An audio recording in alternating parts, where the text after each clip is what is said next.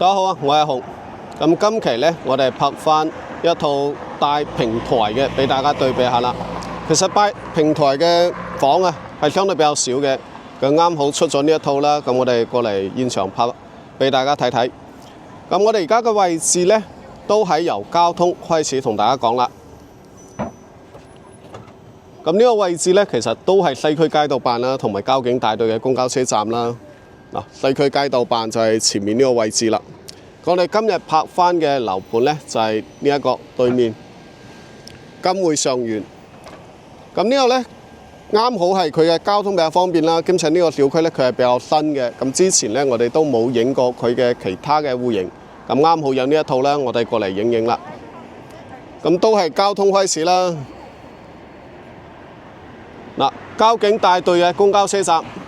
咁呢個公交車站我哋其實已經拍咗好幾次㗎啦，去高鐵站、地鐵站同埋海邊都係非常方便㗎，即係去到我哋嘅吳業廣場啦、萬達廣場啦，都係兩個公交車站，所以話呢邊呢，交通同埋商業都比較齊全嘅，即係樓下嘅街市啊啲嘢都有嘅。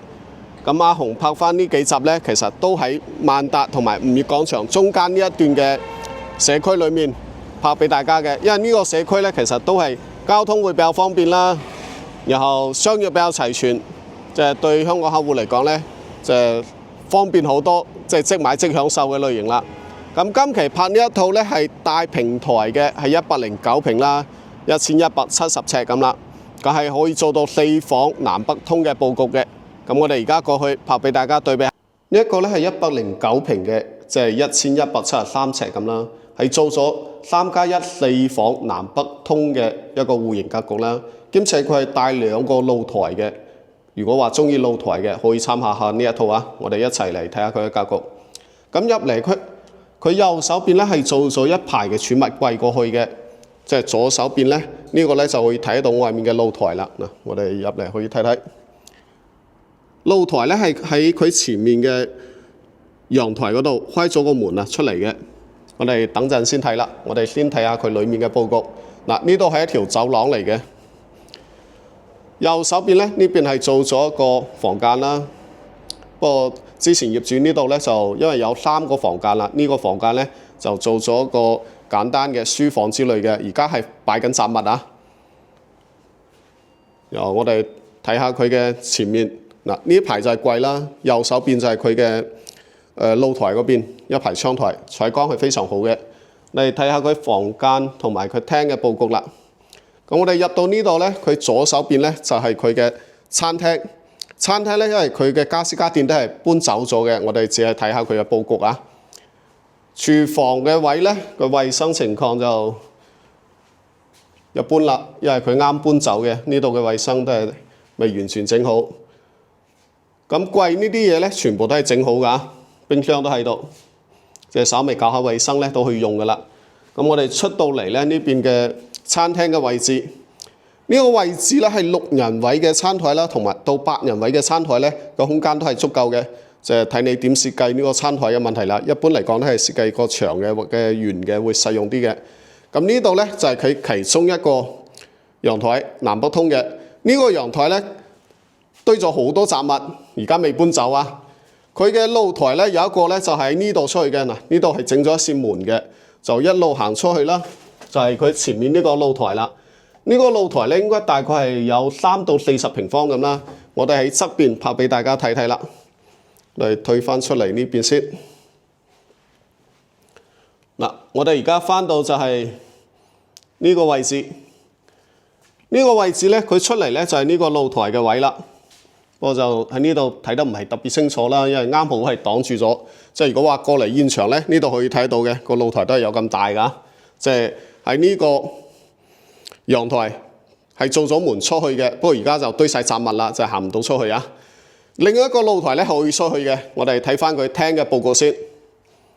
嗱，廳嘅話佢而家嘅即係基本上啲家私家電啦，啲沙發已經係搬到呢個位啦。喺呢個位置咧，佢係擺個5人位嘅沙發咧，都係足夠㗎。嗱，電視櫃啊嗰啲啊，全部而家都係整好㗎啦，即係擺翻個電視就得啦。廳嘅空間係有咁大嘅，由呢邊嘅陽台咧，其實係可以完全推出去嘅，即係前面呢個推拉門咧，其實都可以唔要嘅呢個推拉門。由推出去咧，佢前面咧已經係封咗玻璃㗎啦，所以話呢個可以唔要。呢個陽台都非常大啦，係擺咗洗衣機呢啲嘢喺度嘅。嗱，空間有咁大㗎。我哋睇下佢露台嘅佈局啦。喺呢度佢整咗個推拉門，就行出去。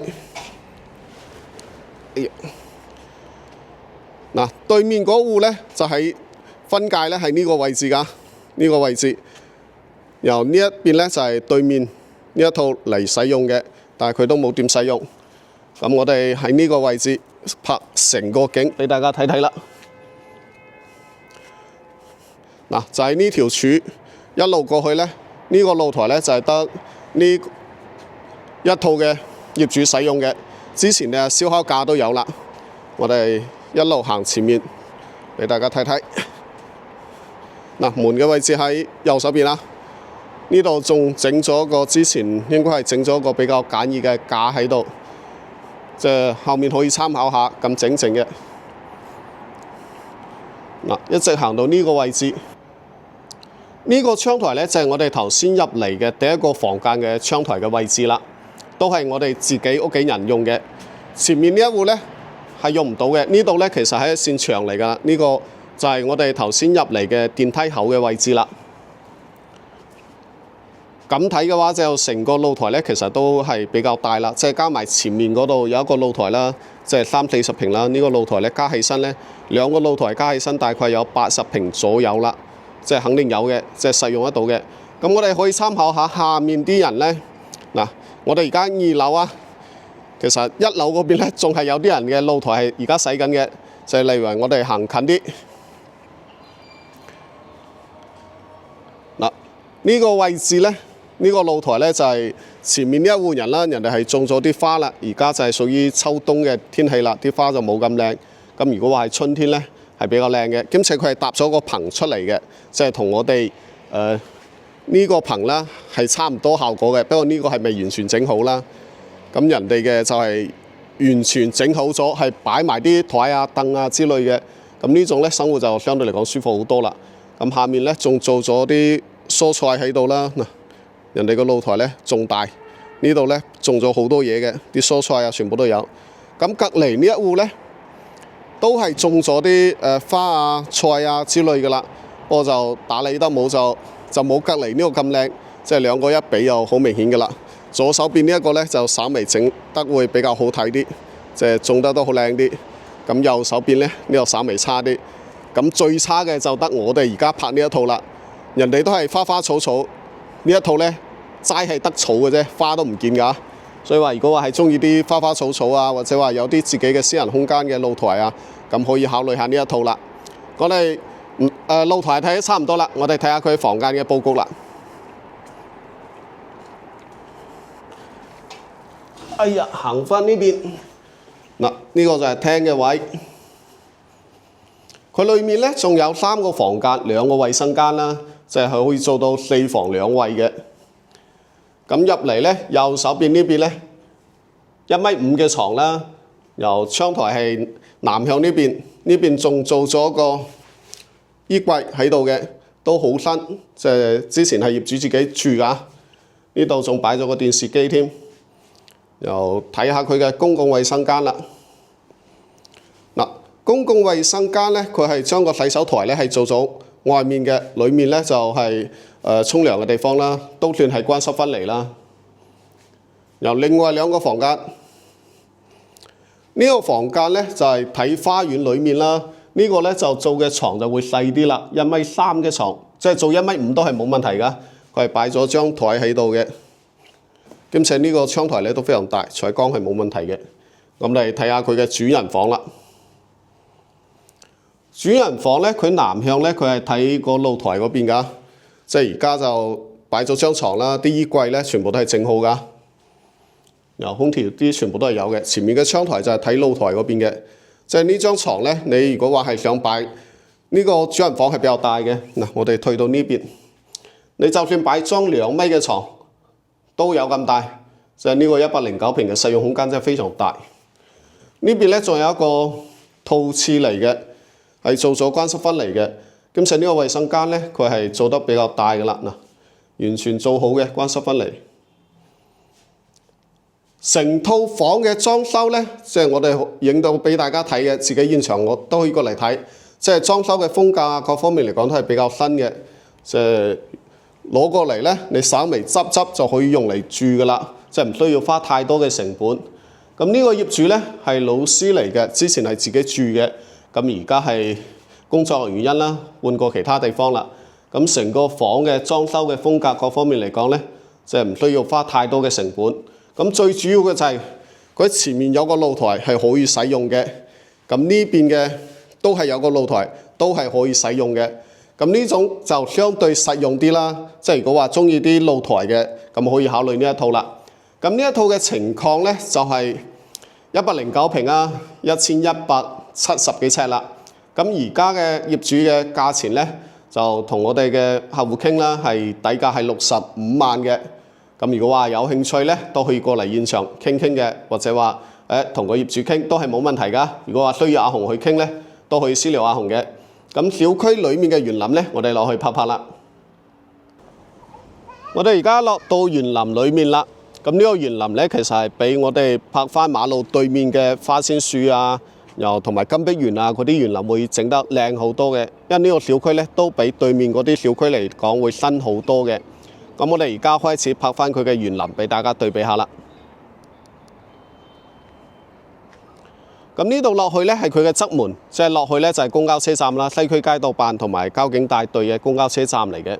咁西區街道辦喺邊咧？嗱，同佢就係隔一個圍欄，呢度就係西區街道辦嚟嘅，即係政府嘅辦事中心啦。然後我哋睇翻佢嘅園林，呢個小區咧佢樓間距咧係比較闊嘅。嗱，前面呢一排啦。然後呢度有一排，呢啲樹擋住咗。佢中間咧就全部都係佢嘅園林啦。呢個園林咧以前賣嗰陣咧，阿紅過嚟睇過嘅，即係以前嘅開發商咧係諗住整啲蘇式嘅園林啊，江南嗰邊㗎嗰啲風格嚟整嘅。所以話呢邊啲園林咧，開發商係真係稍微用咗啲心去整嘅。咁好明顯嘅就係我哋之前拍翻啲社區啊。好少有呢種話入戶啊，會整呢種圓形嘅，佢多咗一道呢種入戶嘅位置。呢種咧就稍微比較好嘅就係睇起身啊，舒適度會好啲啦，即係睇個人啊。咁園林嘅話就行行拍俾大家睇下啦。呢度係比較安靜嘅，雖然話前面係龍海二路啦，係一個主幹道嚟嘅，但係裡面嘅園林咧做得係真係比較 OK 嘅。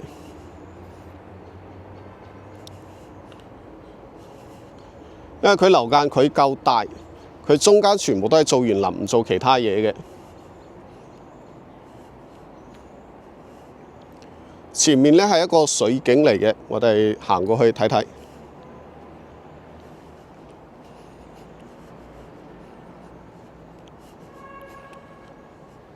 即係如果話平時散步咧，你喺樓下園林裏面咧，佢真係有啲地方俾你行下啊，都會舒服好多嘅。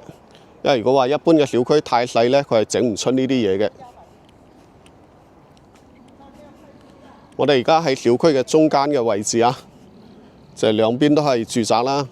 呢度咧就係水景嘅位置啦。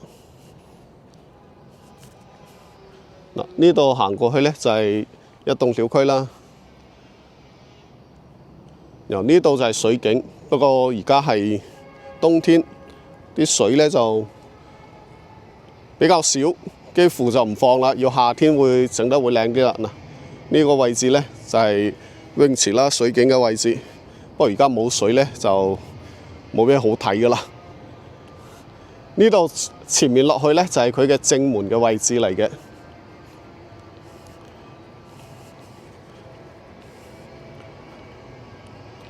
呢度仲有個細嘅水景。呢度咧全部都係做泳池嘅。即係夏天啦，小區裡面自己有泳池啦。嗱，前面就有涼亭嘅位置啦。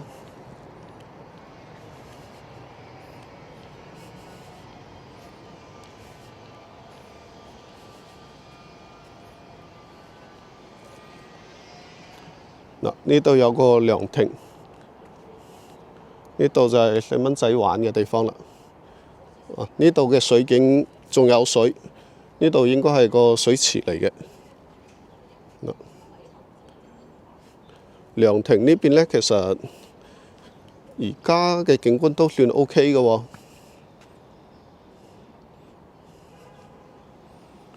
呢度仲有水景嘅，前面都仲有。